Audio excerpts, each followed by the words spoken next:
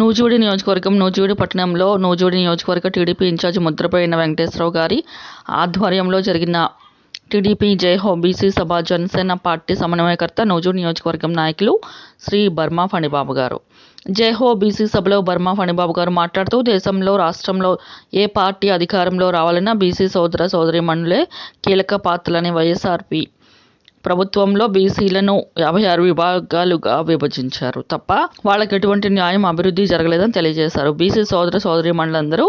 ఈసారి 2024లో జరిగే ఎన్నికల జనసేన టీడీపీ కూటమికి అండగా నిలిచి అధికారంలోకి తీసుకురావాలని ఉమ్మడి ప్రభుత్వం ఏర్పడ్డాక బీసీ సోదర సోదరీమణులందరికీ తొలి ప్రాధాన్యత ఇచ్చి బీసీ సోదర సోదరీమణులకు న్యాయం జరిగేటట్లు చేస్తామని తెలియజేశారు. ఈ కార్యక్రమంలో జనసేన పార్టీ తరపున కృష్ణా జిల్లా అధికార ప్రతినిధి మరిదు శివరామకృష్ణ, నూజివీడు మండల అధ్యక్షులు ఎర్రంశెట్టి రాము, ఆగిరిపల్లి మండల ఉపాధ్యక్షులు ముక్కు మహేష్,